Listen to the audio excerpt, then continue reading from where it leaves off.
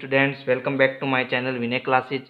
तो आज हम वर्कशीट 7 करेंगे और इससे पहले की सारी वर्कशीट मैंने प्लेलिस्ट में डाल दी है या फिर डिस्क्रिप्शन बॉक्स में मैंने उसकी लिंक भी डाल दी है, तो आप वहां जाओ और प्लेलिस्ट आपको मिल जाएगी। तो देखो यहाँ पहला प्रश्न है, एक रेखिक समीकरण का घात होगा। तो ये प्रश्न हमें तभी समझ में आएगा जब हम इन पॉइंट को समझेंगे, और ये वो सारे पॉइंट है जो इस वर्कशीट को बड़ी आसानी से करवा देंगे, इसलिए इन सभी चीज़ों को हमें समझना ज़रूरी है। तो देखो ये बीजीय व्यंजक क्या होता है, सबसे पहले हम ये जानने की कोशिश करेंगे। तो देखो हमने पढ़ा है कि एक चर है और एक अचर है, और जब हम चर और अचर के बीच में कोई भी प्लस माइनस गुणा भाग का निशान लगाते हैं तो ऐसी बने पदों को हम क्या कहते हैं, बीजीय व्यंजक कहते हैं। क्या कहते हैं? बीजीय व्यंजक कहते हैं। अब ये बीजीय व्यंजक समीकरण कब बनेगा? तो जब इस बीजीय व्यंजक के को हम किसी भी संख्या से तुलना कराते हैं। ठीक है, किसी भी संख्या से क्या करते हैं? तुलना, यानी बराबर का निशान लगाते हैं। जब बीजीय व्यंजक में आपको ऐसे बराबर का निशान दिखाई देता है तब वो हमारा क्या बन जाता है? समीकरण बन जाता है। अब समीकरण का मतलब ये होता है कि यहाँ जो ये चर है, ठीक है, इस चर का ऐसा एक मान होगा जो मैं 3 के साथ जोड़ूंगा तो मुझे 4 मिलेगा। तो बताओ यहाँ x की जगह कितना आएगा? तो आप कहोगे सर यह x की जगह 1 आएगा। ठीक है, 1 + 3 करेंगे तो कितना हो जाएगा? 4 हो जाएगा। ठीक है, तो इसी को हम क्या बोलते हैं? समीकरण बोलते हैं, जिसमें ये हमारा क्या होता है? चर होता है और इसका कोई न कोई मान आएगा। यानी यहाँ पर x का मान कितना है? 1 है। समझ आया? चलो ठीक है, अब आपको ये भी पता चल गया समीकरण क्या होता है। अब ये रेखिक समीकरण क्या होता है इसको समझो। जब समीकरण में जो चर है उसकी घात 1 होती है, तो यहाँ देखो घात यहाँ पर नहीं थी, इसका मतलब इसमें घात कितनी है? 1। तो जब ये घात 1 होती है तो इसको हम रेखिक समीकरण बोलते हैं। तो हमारा जो ये प्रश्न है ना, इसका उत्तर आ गया। देखो, एक रेखिक समीकरण का घात होगा 1, तो इसका सही उत्तर क्या हो जाएगा? स हो जाएगा। तो रेखिक समीकरण किसे कहेंगे?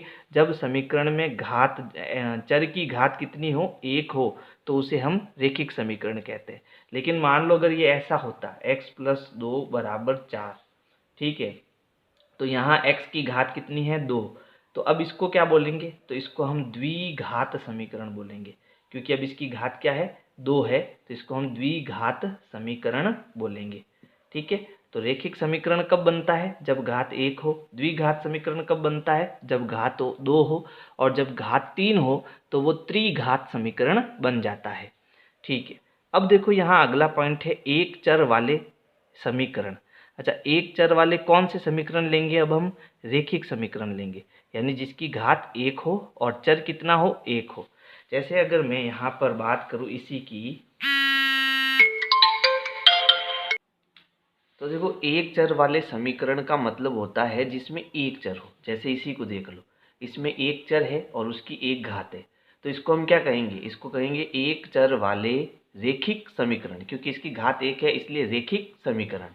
अब दो चर वाले रेखिक समीकरण क्या होगा? जिसमें दो चर होगा, x + y + 5 = 0। ठीक है, तो इसमें देखो एक चर और ये दूसरा चर, एक x है दूसरा y है, तो इसमें टोटल दो चर है ना।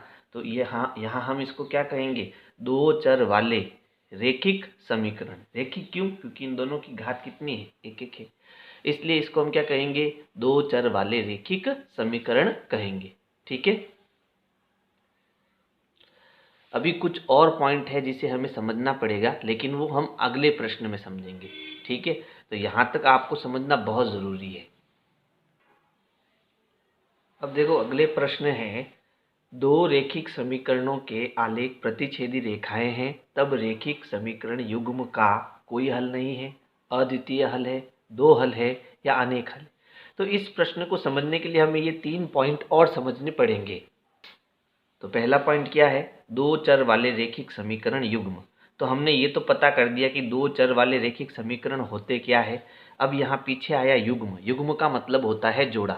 जैसे देख लो, मैंने कोई भी एक रेखिक समीकरण लेनी है। जैसे मान लो मैं यहाँ एक रेखिक समीकरण ले रहा हूँ, a1x + b1y + c1 = 0। यहाँ पर मैंने एक समीकरण ली, इसको हम व्यापक समीकरण बोलेंगे। यानी कि कोई भी समीकरण हम ले सकते थे इसकी जगह, जैसे 2x + 3y + 5 = 0, ठीक है, ऐसी समीकरण ले सकते थे। लेकिन मैंने क्या करा, यहाँ व्यापक समीकरण ली, यानी ऐसी समीकरण ली जो सबके लिए हम यूज कर सकते हैं, उसको हम व्यापक समीकरण बोलते हैं। जैसे यहाँ a1, तो a1 कितना है यहाँ पर 2, b1 कितना है 3, c1 कितना है 5, बात समझ में आई। तो इन मैंने वास्तविक संख्याओं को न लेकर a1, b1 और c1 ले लिया, ठीक है। तो यहाँ पर इसको हम इस प्रकार की समीकरण को क्या बोलेंगे, व्यापक समीकरण। और इसमें दो चर है और ये रेखिक समीकरण है, तो ये एक समीकरण हुई। इसी प्रकार a2x + b2y + c2 = 0, ठीक है। तो ये दोनों अलग अलग हुई, है ना। अब इन दोनों को हम क्या कहेंगे, एक युग्म कहेंगे, एक जोड़ा कहेंगे, ठीक है। तो दो चर वाले रेखिक समीकरण युग्म, यानी कि रेखिक समीकरणों का एक जोड़ा, ठीक है। ये आपको समझ में आया। चलो, जहाँ ये a1, b1, c1, a2, b2 और c2 ये सब क्या है, ये सब आपके वास्तविक संख्या है। क्या है, वास्तविक संख्या। वास्तविक संख्या क्या, 1, 2, √3, है ना, 2.5, कुछ भी हो सकती है, ठीक है। ये सारी आपके क्या है, वास्तविक संख्या है। अगला पॉइंट है रेखिक समीकरणों की ज्यामितीय आकृति। अब देखो, अब समझने की बात आती है यहाँ पर। देखो यहाँ पर दो चर है, एक है x और दूसरा है y, ठीक है। तो जब हम इनका आलेख बनाएंगे तो आलेख में भी आपके देखो एक x अक्ष होती है और एक क्या होती है, y अक्ष होती है। यानी कि इन समीकरणों को जब हम हल करेंगे तो हमें कुछ पॉइंट मिलेंगे, कुछ बिंदु मिलेंगे जो हम यहाँ पर लगाएंगे। जैसे मान लो इस समीकरण को हल करने पर मुझे एक रेखा मिलेगी जो इस प्रकार से है, मान लो। और इस समीकरण को जब मैं हल करूँगा तो मुझे एक रेखा और मिलेगी, मान लो वो इस प्रकार से हो, ठीक है। वो आपके सर आपको बताएंगे कैसे ये ग्राफ में हम इनको लगा सकते हैं, ठीक है। तो मान लो मुझे दो रेखाएं मिली, हमेशा एक रेखिक समीकरण से एक रेखा मिलती है, दूसरी रेखिक समीकरण से दो रेखा मिलती है। अब वो दोनों रेखाएं कैसे होगी वो हमें ज्यामितीय स्थिति बनाने पर ही पता चलती है। तो देखो यहाँ पर मान लो एक रेखा ये है, दूसरी रेखा ये है, तो ये एक दूसरे को क्या कर रही है, प्रतिच्छेद कर रही है, ठीक है। तो ये हमने किस पर किया, ग्राफ पर किया। अब ऐसी ऐसी कितनी स्थितियां बन सकती है, तो हमेशा ध्यान रखना जब भी दो आपको रेखिक समीकरण देवे तो आपके तीन स्थितियां बनती है। कितनी स्थितियां बनती है, तीन ज्यामितीय स्थितियां बनती है। तो केस एक क्या होगा, केस एक में मान लो एक रेखा दूसरे को प्रतिच्छेद करे, मान लो ये एक रेखा है, वो दूसरे को क्या करे, प्रतिच्छेद करे, यानी काटे। दूसरी स्थिति क्या बनती है केस दो में, कि मान लो एक रेखा दूसरी रेखा के ठीक क्या हो, समानांतर हो, यानी एक दूसरे को कभी ना काटे, है ना। और केस तीन क्या हो सकता है, थर्ड केस हो सकता है कि मान लो एक रेखा दूसरी रेखा के ठीक ऊपर ही हो, यानी प्रत्येक बिंदुओं पर काटे, ठीक है, प्रत्येक बिंदुओं पर काटे। तो ये इनकी ज्यामितीय स्थितियां बन सकती है। तो ज्यामितीय स्थितियां क्या क्या बन सकती है, कि पहला केस ये हो सकता है कि दोनों रेखा एक दूसरे को काटे। दूसरा केस ये बन सकता है कि दोनों रेखाएं एक दूसरे के समांतर हो। तीसरा केस ये बन सकता है कि एक रेखा ठीक दूसरी रेखा के ऊपर हो, यानी क्या हो, समपाती हो, ठीक है। तो इस स्थिति में जो x और y के मान आएंगे, जैसे अभी मैंने बताया था x + 3 = 4, तो x का मान कितना आया, x = 1 आया। तो ये इसका कैसा मान है, बीजीय मान है। कैसा मान है, बीजीय मान है, ठीक है। तो जब हम चरों के मान प्राप्त करते हैं, हल प्राप्त करते हैं, तो इसके हम बीजीय मान प्राप्त करते हैं। तो अब देखो यहाँ पर और हमें क्या समझने की बात आती है। तो देखो यहाँ पर मैंने कहा कि ये रेखा इस रेखा को कितने बिंदुओं पर काट रही है, तो हमेशा ध्यान रखना केवल और केवल एक बिंदु पर काट रही है। ये यहाँ पर किसी भी बिंदु पर नहीं काट रही है। और ये दोनों रेखाएं अनंत बिंदुओं पर काट रही है, यानी प्रत्येक बिंदु पर इसको क्या कर रही है, काट रही है। अब क्योंकि ये केवल एक बिंदु पर काट रही है तो इसका केवल एक हल होगा, ठीक है, एक हल होगा। और जब किसी चीज का एक हल होता है तो इसे हम अद्वितीय हल कहते हैं। अद्वितीय हल कहते हैं, कब कहते हैं, जब उसका कोई एक हल होता है तो हम उसको अद्वितीय हल कहते हैं। जब दोनों समांतर हो तब कोई हल नहीं मिलता है, कोई हल नहीं मिलता है, ठीक है।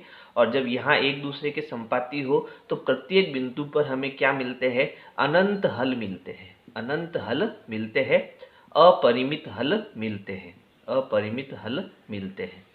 ठीक है, तो ये इसके बीजगणितीय मान हो जाएंगे। कहने का मतलब ये जो एक बिंदु होगा वो x और y दोनों मान को बताएगा। ठीक है, x का भी मान बताएगा कि x का मान मान लो 2 है, y का मान 3 है, तो वो मान हमें बता देगा। ठीक है, एक बिंदु पर, क्योंकि एक बिंदु पर x अक्ष भी होती है और y अक्ष भी होती है। ठीक है, तो यहाँ तक पूरा समझ में आया। अब इस प्रश्न का उत्तर दो। दो रैखिक समीकरण के आलेख प्रतिच्छेदी रेखाएं हैं, तब रैखिक समीकरण युग्म का कोई हल नहीं है, अद्वितीय हल है, दो हल है या अनेक हल है। अब क्योंकि वो प्रतिच्छेद कर रही है, प्रतिच्छेद कर रही है, तो कितना हल है, अद्वितीय हल है, एक हल है, यानी इसका उत्तर हो जाएगा ब। तो अब देखो अगला प्रश्न है, दो रैखिक समीकरणों के आलेख समांतर रेखाएं हैं, तब रैखिक समीकरण युग्म है, यानी एक रेखा ऐसे है तो दूसरी इसके ठीक समानांतर है, तो ये कहीं भी प्रतिच्छेद यानी कहीं भी किसी भी बिंदु पर नहीं काटेगी। तो जब कहीं नहीं काटेगी तो हमें कोई हल नहीं मिल पाएगा, तो इसका उत्तर क्या हो जाएगा, अ। अब है प्रश्न संख्या 4। प्रश्न है समीकरण निकाय a1x plus b1y plus c1 बराबर 0, यानी एक हमें समीकरण दिया है। दूसरा समीकरण है a2x plus b2y plus c2 बराबर 0 में यदि a1 बट्टा a2 बराबर b1 बट्टा b2 लेकिन नहीं है c1 बट्टा c2, तो समीकरण निकाय का हल है, कोई हल नहीं, अद्वितीय हल, अनेक हल और दो हल। तो देखो अभी तक हमने पढ़ा कि ज्यामितीय निरूपण की 3 स्थितियां बनती है। पहली स्थिति में जब रेखाएं एक दूसरे को प्रतिच्छेद करती है तो अद्वितीय हल मिलता है, यानी एक हल हमें मिलता है, अद्वितीय हल मिलता है। जब एक दूसरे के समांतर हो तो हमें कोई हल नहीं मिलता, क्योंकि प्रतिच्छेद ही नहीं कर रही है कहीं, तो हमें कोई हल नहीं मिलेगा। ठीक है, और जब एक दूसरे के ठीक ऊपर हो तो अनेक हल मिलते हैं हमें। ठीक है, तो ये हमने ज्यामितीय रूप से इसको समझने की कोशिश करी थी, लेकिन क्या इसको मैं ऐसे समीकरण बनाकर या इस प्रकार से इसको सूत्र में लगाकर पता कर सकता हूँ क्या? बिल्कुल कर सकता हूँ। इसके लिए आपको 3 सूत्र याद रखने हैं। तो जब भी देखो हमें 2 समीकरण दिए हुए हो, ठीक है, तो ये देखो ये क्या है, a1 है और ये a2 है, ये b1 है, ये b2 है, ये c1 है, ये c2 है। तो जब आपको a1 बट्टा a2 बराबर नहीं है b1 बट्टा b2 दिखाई दे, ठीक है, यानी मैंने क्या करा, यहाँ से a1 लिया और इसमें हमने a2 का भाग दिया, यहाँ से b1 लिया और यहाँ पर हमने b2 का भाग दिया, और ये दोनों एक दूसरे के बराबर नहीं आते। जैसे मान लो ये 2/3 आता है और ये 5/7 आता है, तो दोनों एक दूसरे के क्या है, बराबर नहीं है। ठीक है, तो जब इनका अनुपात आपस में बराबर नहीं आता है तो हमें अद्वितीय हल मिलता है। तब हमें क्या मिलता है, अद्वितीय हल, यानी हमें ज्यामितीय आकृति बनाए बिना हम पता कर सकते हैं कि इसका अद्वितीय हल होगा या नहीं होगा। वो इस सूत्र को हमें ध्यान रखना पड़ेगा। फिर देखो समांतर होने के लिए क्या स्थिति है कि अगर a1 बट्टा a2 b1 बट्टा b2 के बराबर हो लेकिन वो c1 बट्टा c2 के बराबर ना हो, तो हमें कोई हल नहीं मिलेगा, यानी रेखाएं आपस में क्या होगी, समांतर होगी। तो अब इसका उत्तर क्या हुआ, इसका उत्तर हुआ हमें कोई हल नहीं मिलेगा, अ। ठीक है, और संपाती होगी कब होगी, जब a1 बट्टा a2 बराबर हो b1 बट्टा b2 बराबर c1 बट्टा c2 हो। तो जब ये तीनों ही अनुपात बराबर हो तो हमें अनेक हल मिलते हैं। ठीक है, तो ये आपको तीनों कंडीशन याद रखनी पड़ेगी, तभी आपके आगे का ये काम जो है प्रश्नों का हल का, वो आपको समझ में आ पाएगा। तो आप अभी के अभी इसको याद कर लो पूरे को। ये आपका ज्यामितीय हल है, कैसा है, ज्यामितीय हल है, और ये आपका बीज गणितीय मान हल है। ठीक है, तो सब आपको समझ में आना बहुत ज़रूरी है। प्रश्न 5 है, युगपत समीकरण 2x प्लस 3y बराबर 5, 4x प्लस 6y बराबर 9 निकाय है, संगत, असंगत, अ व ब दोनों, कोई नहीं। तो देखो ये भी चीज़ हमें जाननी बहुत ज़रूरी है, संगत कब होता है। तो देखो संगत कब होता है, जब आपके जो ये समीकरण दिए हुए हैं उसमें हमें अद्वितीय हल मिले, ठीक है, अद्वितीय हल मिले या फिर अनेक हल मिले, यानी कोई न कोई हमें हल मिले, ठीक है, तो वो संगत होता है। और असंगत कब होता है, जब हमें कोई हल नहीं मिले, कोई हल नहीं मिले, ठीक है, तब वो क्या होता है, असंगत होता है। तो अब हमें यहाँ दो समीकरण दिए तो हमें इसको सॉल्व करना पड़ेगा। तो देखो 2x + 3y बराबर के इधर 5 है, हम इसको इधर लेके आएंगे तो वो -5 बराबर यहाँ क्या बचेगा, 0। तो ये एक समीकरण बन गई, ठीक है। फिर दूसरी समीकरण क्या है, 4x + 6y, ये 9 प्लस का इधर आएगा तो माइनस का 9 हो जाएगा बराबर 0 हो जाएगा। अब देखो यहाँ a1 क्या है, 2, b1 क्या है, 3 और c1 क्या है, -5। ये पूरा c होता है तो -5। फिर यहाँ देखो a2 क्या है, 4, b2 क्या है, y के साथ जो y का गुणांक है 6 और c2 क्या है, -9। अब हम यहाँ पर सूत्र लगाएंगे। क्या सूत्र है, a1/a2 बराबर b1/b2 बराबर c1/c2। फिर इनके मान लगाकर हम कौन किसके बराबर नहीं है वो चेक करेंगे। पहले इन दोनों को चेक करना। तो a1/a2, तो a1 कितना है, 2, a2 कितना है, 4 बराबर b1 कितना है, 3, b2 कितना है, 6, c1 कितना है, -5 और c2 कितना है, -9। तो देखो अब इनको हम हल करेंगे और ज़्यादा सिंपल मतलब साधारण भिन्न में बदलेंगे। तो यहाँ इन दोनों में 2 का भाग जा रहा है, 2 एकम 2, 2 दूनी 4, तो ये हो गया 1/2।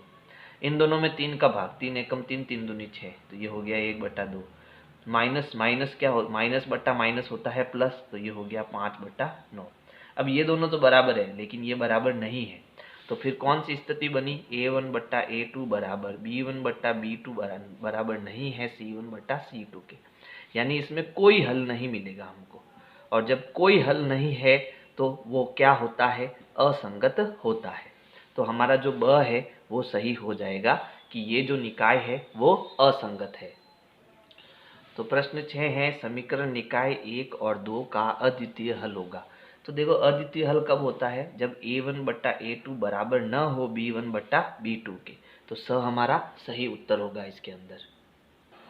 देखो 7वां प्रश्न है, रैखिक समीकरण निकाय 1 और 2 को निरूपित करने वाली रेखाएं प्रतिच्छेदी रेखाएं हैं, संपाती रेखाएं हैं, समांतर रेखाएं या इनमें से कोई नहीं। तो यहाँ पर भी हमें फॉर्मूले का यूज़ करना है और इसका हल निकालना है। तो देखो यहाँ पर एक समीकरण है x - y, अब ये प्लस का 5 इधर आएगा तो माइनस का 5 हो जाएगा बराबर 0। और दूसरा समीकरण 2x + 2y, ये 10 इधर आएगा तो -10 बराबर 0 हो जाएगा। अब ये a1, ये b1 और ये c1, ये a2, b2 और ये c2। तो जब देखो x का गुणांक कोई नहीं है तो 1 है, y का गुणांक कोई नहीं है तो -1 है, ठीक है, इसका ध्यान रखना। तो यहाँ हो गया a1/a2 1/2 बराबर b1 कितना है, -1 है, ध्यान रखना, b1/b2, b2 कितना है, 2, ठीक है। तो देखो यहाँ पर ये दोनों ही आपस में बराबर नहीं है, ठीक है। जब a1/a2 बराबर नहीं हो b1/b2 के तो रेखाएं कैसी होती है, प्रतिच्छेदी रेखाएं होती है। इसलिए अ हमारा क्या हो जाएगा, सही उत्तर हो जाएगा।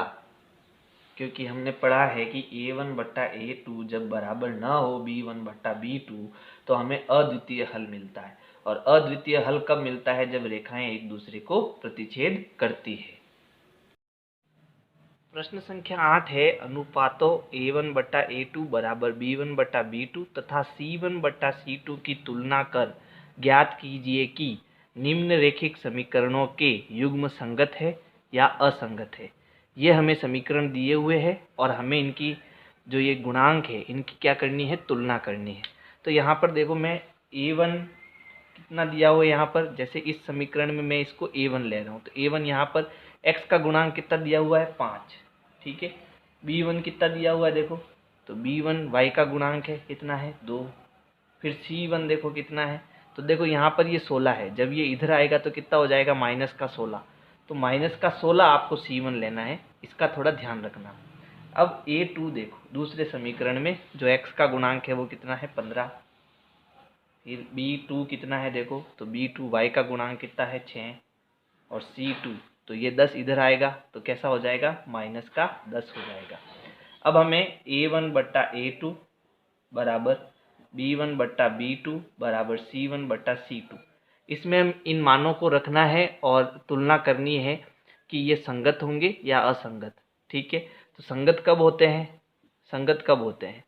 जब A1 बट्टा A2 बराबर नहीं है B1 बट्टा B2 के, और जब A1 बट्टा A2 बराबर B1 बट्टा B2 बराबर C1 बट्टा C2, ये दोनों स्थितियां जब बनती है तब आपके समीकरण संगत होती है, नहीं तो असंगत होती है। तो देखो यहाँ पर A1 कितना है 5 बट्टा A2 कितना है 15 बराबर B1 कितना है 2, B2 कितना है 6 बराबर C1 कितना है -16 और C2 कितना है -10। तो देखो यहाँ पर दोनों में 5 का पहाड़ा है, तो 5 के पहाड़े से हम इसको भाग देंगे। 5 एकम 5, 5 त्रिया 15। इन दोनों में 2 का पहाड़ा, 2 एकम 2, 2 त्रिया 6। यहाँ माइनस और माइनस प्लस हो जाएगा, है ना, माइनस भाग माइनस प्लस होता है, तो मैंने इनको हटा दिया। और इन दोनों में देखो किसका पहाड़ा है, तो इन दोनों में 2 का पहाड़ा है। तो देखो 2 अट्टे 16 और 2 पंजे 10, यानी यहाँ पर 1/3 1/3, ये दोनों तो बराबर है, लेकिन ये 8/5 इसके बराबर नहीं है। तो कुल मिला के हमारे पास क्या स्थिति बनी, A1 बट्टा A2 बराबर है B1 बट्टा B2, जो कि हमें प्रश्न में दिया, लेकिन C1 बट्टा C2 इसके B1 बट्टा B2 के बराबर नहीं है। तो अब ये क्या हुआ, असंगत हुआ। क्या हुआ, असंगत। ठीक है, अतः इन रेखिक समीकरणों के युग्म क्या है, असंगत है। अतः रेखिक समीकरणों के युग्म असंगत है। तो इसका उत्तर कुछ इस प्रकार से आपको लिखना पड़ेगा। अब देखो आप कहोगे सर हमें जो वर्कशीट मिली है उसमें तो केवल 2 लाइनें हैं, ठीक है, यहाँ पर 2 लाइनें हैं, तो हम इनका उत्तर कैसे लिखेंगे? तो देखो इस पूरी वर्कशीट को मैं भरकर मेरे टेलीग्राम चैनल में डाल दूंगा, और आपको टेलीग्राम चैनल डिस्क्रिप्शन बॉक्स में मैंने एक लिंक दी है, उसमें मिल जाएगा आपको। तो वहाँ जाना, लिंक पर क्लिक करना, आप सीधे जो है हमारे टेलीग्राम चैनल से जुड़ जाएंगे। तो प्रश्न 9 है, निम्न सारणी में रिक्त स्थानों की पूर्ति कीजिए। तो यहाँ देखो पहला जो है खाना, उसमें क्रम संख्या लिखी गई है। तो कुल आपके 3 यहाँ रेखा युग्म दिए हुए हैं, यानी समीकरण दिए हुए हैं युग्म के रूप में। फिर हमें इनके अनुपात ज्ञात करने हैं, अनुपातों की तुलना करनी है, फिर ग्राफीय निरूपण और बीजगणितीय रूप, इनको हमें पूरा भरना है। तो सबसे पहले हम इनके अनुपातों की तुलना करेंगे। तो यहाँ देखो ये आपका A1 है और ये A2 है। तो यहाँ पर A1 बट्टा A2 कितना हो गया, 2/3 हो गया। B1 बट्टा B2 कितना हो गया, तो यहाँ माइनस और माइनस है। तो देखो माइनस माइनस दोनों, ऊपर और नीचे दोनों जगह माइनस है, तो माइनस बट्टा माइनस प्लस हो जाएगा, और ये क्या हो जाएगा 3/2, 3/2। तो यहाँ देखो पहला अनुपात और दूसरा अनुपात ही इसमें बराबर नहीं, कुल मिला के A1 बट्टा A2 बराबर नहीं है B1 बट्टा B2 के। ठीक है, तो हम क्या स्थिति बताते हैं कि जब ऐसा होगा तो आपका जो ग्राफीय निरूपण होगा वो एक प्रतिच्छेदी रेखा होगी। क्या होगी, प्रतिच्छेदी रेखा, प्रतिच्छेदी रेखा। ठीक है, यानी रेखाएं एक दूसरे को काटेगी, और जब रेखाएं एक दूसरे को काटेगी तो हमें एक हल मिलेगा। ठीक है, इस एक हल को हम क्या कहते हैं, अद्वितीय हल भी कहते हैं, अद्वितीय हल भी कहते हैं। अच्छा, अब C1 बटा C2 भी निकाल देते हैं, तो ये होगा 13/12। तो कोई भी अनुपात इसमें बराबर नहीं होगा। अब यहाँ देखो A1 और ये है A2, तो ये हो गया 3/9। दूसरा देखो यहाँ है 1/3 प्लस का 1 और बट्टे 3, और यहाँ है 6/18। तो अगर मैं इनको सॉल्व करूँ, देखो 3/9 का मतलब 3 एकम 3, 3 त्रिया 9, 1/3, ये भी 1/3, और यहाँ 6 एकम 6 है ना, 6 एकम 6 और 6 त्रिया 18, यानी इन सब का अनुपात कितना है, 1/3 है। यानी यहाँ पर क्या स्थिति बन रही है, A1 बट्टा A2 बराबर B1 बट्टा B2 बराबर C1 बट्टा C2। और जब यहाँ पर तीनों अनुपात बराबर होते हैं तो आपके जो रेखाएं होती है वो आपके समपाती होती है, यानी ठीक एक दूसरे के ऊपर होती है ना। और जब ऐसे समपाती हो दोनों रेखाएं, तब हमें अनेक हल मिलते हैं, अपरिमित हल मिलते हैं। तो अब हमें अनेक हल मिलेंगे, ठीक है, वो भी अपरिमित रूप से। अच्छा, अब यहाँ देखो 3 और 9 है, तो ये हो गया 3/9, 3/9। फिर यहाँ है 1/3, यहाँ y के पास कुछ नहीं है तो 1 है, 1/3। फिर है 16/12, तो यहाँ देखो 3/9 का मतलब 1/3, और ये 1/3 है। लेकिन 16/12 का मतलब क्या है, इन दोनों में 4 का पहाड़ा है, 4 चौक 16, 4 त्रिया 12, 4/3, यानी ये दोनों तो बराबर है लेकिन ये दोनों बराबर नहीं है। तो यहाँ क्या स्थिति बनी कि A1 बट्टा A2 बराबर है B1 बट्टा B2 के, लेकिन C1 बट्टा C2 यहाँ बराबर नहीं है। और जब ऐसा होता है तो हम क्या कहते हैं कि रेखाएं आपस में क्या है, समांतर है। रेखाएं क्या है, समांतर है, समांतर रेखा। ये दोनों कैसे हैं, समांतर रेखा है। और जब समांतर रेखा होती है तो ये दोनों एक दूसरे पर कहीं नहीं कटेगी, और जब कहीं नहीं कटेगी तो हम क्या कहेंगे कि इसका कोई हल नहीं होगा, कोई हल नहीं है। ठीक है, तो पहले में एक हल मिलेगा, दूसरे में अनेक हल मिलेंगे, लेकिन तीसरे में हमें कोई हल नहीं मिलेगा। तो अब है प्रश्न 10, अनुपातों A1 बट्टा A2 बराबर B1 बट्टा B2 और C1 बट्टा C2 की तुलना कर ज्ञात कीजिए कि, कॉल आ गया था, निम्न समीकरण युग्मों द्वारा निरूपित रेखाएं एक बिंदु पर प्रतिच्छेद करती है, समांतर है अथवा समपाती है। तो हमें वही फैक्टर यूज करना है, फॉर्मूला लगाना है और हमें पता करना है ये समांतर होगी या समपाती होगी। तो यहाँ पर देखो ये A1 बट्टा A2, मैंने क्या करा, एक समीकरण को ऊपर और दूसरे को नीचे लिख दिया। तो इससे हम बारीकी से पता कर सकते हैं कि A1 बट्टा A2 हमें क्या लिखना है, यानी सीधा हमें 5 बट्टा 7 लिखना है। A1 बट्टा A2 क्या लिखना है, 5 बट्टा 7 बराबर 4 बट्टे 6 बराबर, ये प्लस का 8 है और नीचे माइनस का 9 है, तो हमें माइनस का लिखना है। ठीक है, तो अब देखो यहाँ पर कोई भी आपस में बराबर नहीं है। ठीक है, A1 बट्टा A2 बराबर नहीं है B1 बट्टा B2 के, और ये C1 बट्टा C2 भी आपस में बराबर नहीं है। तो जब कोई बराबर, ये दोनों बराबर नहीं होते तो हम कहते हैं कि रेखाएं क्या होती है, प्रतिच्छेद करती है एक दूसरे को। ठीक है, और जब प्रतिच्छेद करती है तो हम कहेंगे, क्या कहेंगे कि एक बिंदु पर प्रतिच्छेद करती है। रेखाएं एक बिंदु पर प्रतिच्छेद करती है। इसी प्रकार हम इनकी तुलना करेंगे। तो देखो ऊपर क्या है 6, नीचे है 2, तो 6 बट्टा 2, ऊपर है 3, नीचे है -1, फिर यहाँ है 10 बट्टा 9। तो यहाँ पर भी देखो, यहाँ पर ये पहला अनुपात प्लस का है और दूसरा अनुपात माइनस का है, यानी कि यहाँ A1 बट्टा A2 बराबर नहीं है B1 बट्टा B2 के। तो हमें आगे चेक करने की ज़रूरत नहीं, और आगे भी चेक करें तो ये भी इसके क्या है, बराबर नहीं है। तो हम यहाँ पर भी यही कहेंगे कि जो रेखाएं हैं एक बिंदु पर क्या करती है, प्रतिच्छेद करती है।